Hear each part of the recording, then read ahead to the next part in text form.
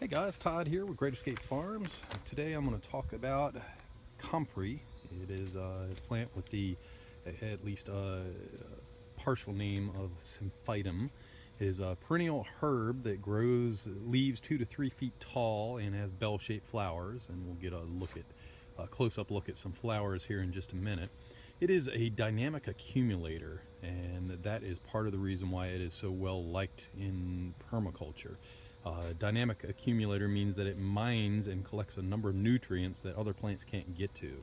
It has a taproot that can go up to 10 feet down in the soil, and it mines for the nutrients and it brings those up and it uses it in its leaves. And then because it is a deciduous, not deciduous, but it is a herb that loses its leaves and dies back to the ground every year, even if left alone, it mines and brings those nutrients up to the top, because the leaves will fall and break down in the fall time frame and over the winter, and make those bioavailable to other plants. What I do and what many other people do is they trim these off at the ground, or not at the ground, about 2 to 3 inches above the ground, and use the leaves. You can either use it for a fertilizer, or you can take the leaves and just put it around other plants as mulch. And once you do that, it makes it available to whatever plant you have. A lot of times you'll find these planted around other flowers and other fruiting trees, because the high nitrogen and high potassium really helps those plants out. So let's get a real quick look here at the bell-shaped flowers. These are somewhat of a pinkish color. You may find some comfrey that is white. You have to be careful with comfrey. Those flowers can turn to seeds and become invasive, but there are two varieties that are not. So they have a number of different names and numbers. So Bocking and a number afterwards. Well, Bocking is a town near the guy who was trying to perfect these. Bocking 4 and Bocking 14 are considered sterile plants. They will not propagate via seed.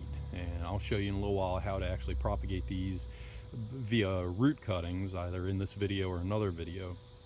But they will not propagate via seeds. So that prevents them from being overly invasive. And again, that is what the seed looks, or that is what the flower looks like right there. The seeds, or the leaves here, are, this one is maybe 8 inches long. They can grow up to 2 to 3 feet long, and I do have some bigger ones myself. These are kind of cramped in here. I just had a space that I was filling, and this is kind of my comfrey garden bed, if you will, where I'm just kind of growing them for propagation. Hey guys, I'm here to make some comfrey manure tea today, and what that involves is basically taking some comfrey plant, cutting it up, and putting it into a bucket with water, and then letting it sit for anywhere from 20 days or 3 weeks to 6 weeks, and just letting it rot in the water. And after it's done rotting, you mix it at least 50 to 1, so you want at least 50% added water to it, so you don't burn the plants. And then you just put it around the base of the plants. And comfrey is high in nitrogen and potassium, which is 2 of the 3 components in your commercial fertilizers.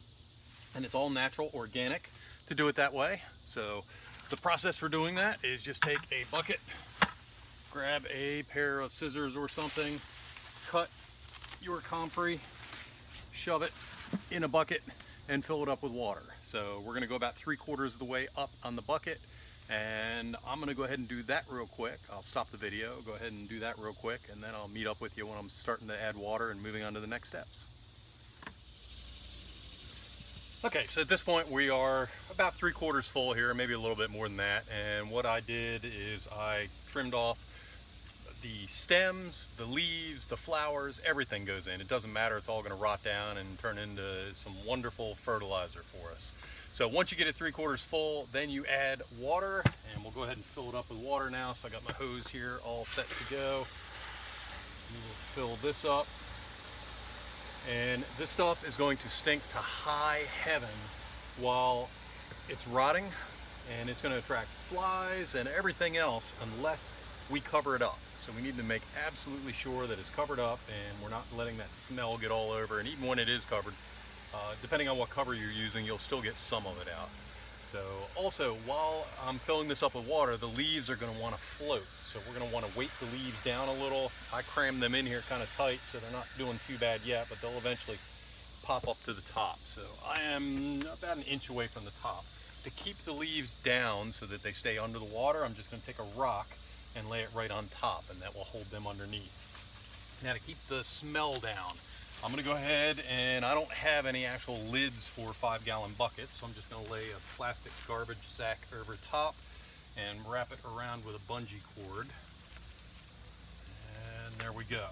So that will keep any bugs or anything. My biggest issue is not so much the flies. I mean, flies are an issue for everybody, but I have a lot of mosquitoes in this area, and I don't want to create another mosquito breeding ground. So by covering this up, it'll keep the mosquitoes out. I'm also, because I have so many things going on constantly here, I'm going to go ahead and take a Sharpie and write on top Comfrey Tea.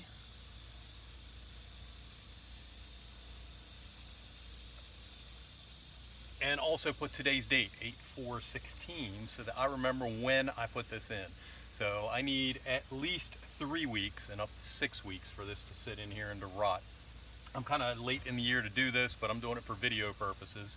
Generally, you're going to want to do this early in the year. You put it on your plants, your fruit trees and your vegetables and stuff from the time they flower up until you're actually harvesting fruit. And remember to put you do at least a 50-50 mixture of water to comfrey, and you don't want to put the comfrey tea on the actual leaves within a month of harvest. So the general safe thing to do is just go ahead and put it around the root system and let it soak in that way. So that's it for comfrey tea. We'll let this sit for 3 to 6 weeks and look and see what it looks like. This will actually turn black and, like I say, smell to high heaven.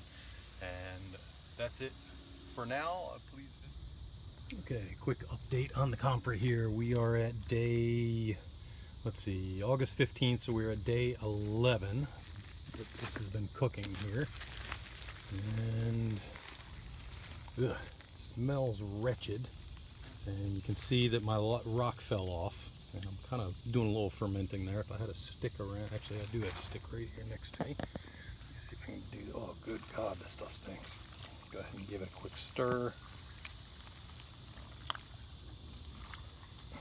So I could actually use this in about another 2 weeks or so. And it's definitely rotting, and oh man, it smells, like I say, very, very wretched. It's like nasty poo. So we will go ahead and cover this back up and check it in a couple more weeks. Okay, I just want to show you this real quick. Today is September 7th, so I'm a little over a month since I trimmed the comfrey for the comfrey tea, and it is right here. And if you look, it's just sprouted out and grown all over the place. It's a little bit wilted because we have an unusual heat wave going right now, and it needs a little bit of water, but it did not suffer at all from taking the cuttings for comfrey tea. So I'm going to go ahead and shut this down, move over and set up on the tripod so I can show you the comfrey tea and actually show you how to mix it up. Okay, so I'm standing here in front of the comfrey tea. This is September 7th, so we are at about 5 weeks, and I'm going to go ahead and uncover this, and let me try to move this over a little bit closer. Now, I don't know if you can see that, but this has got a little bit of mold and all kinds of other nasty looking stuff, a little bit of algae on it, and we are going to give that a stir and use it up. So I have a branch right here. If you recall from earlier in this video, my rock fell off, so it's down at the bottom. You can see it's all rotted up here. And I said, I was reviewing the video, I also noticed that I said at one point you don't want more than a 50-to-1 ratio. It should be, you don't want more than 50% of the comfrey tea mixed with water. So I'm going to do, I don't know, maybe a 20% mixture here. And the way I do that is to just simply take some and dump it, get splashed in your face, which is lovely. And, ugh, this stuff smells nasty.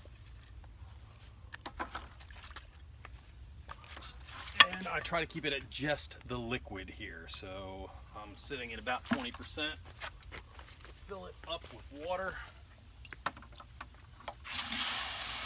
And the remaining plant material that's in the bucket from the original mixture here, go ahead and add that to your compost pile, and it'll mix up and be a good inoculant and a good starter for your compost pile.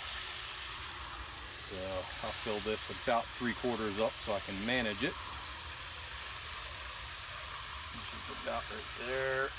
And I'm sorry, I need to cover this up because this is just horrible smelling stuff. Okay, give this a quick stir, and at this point we are ready to go out and fertilize some plants. So just take and dump that around the root area. You don't want anything like this to actually get on fruit or anything that you're getting ready to harvest. It's going to be loaded with bacteria and stuff. Good bacteria for plants, but just not stuff you want to be eating right away. So try to get it around the roots itself and not splashing up on the plants too much. So that's it for this video. Thank you very much for tuning in. This is Todd with Great Escape Farms. Please consider subscribing to our YouTube channel, and also check out our blog post on greatescapefarms.com. We have an email list there. If you sign up for that, we'll let you know about sales that we're having at our nursery, and we also have a podcast that you can get to from greatescapefarms.com. So thank you very much and have a great day.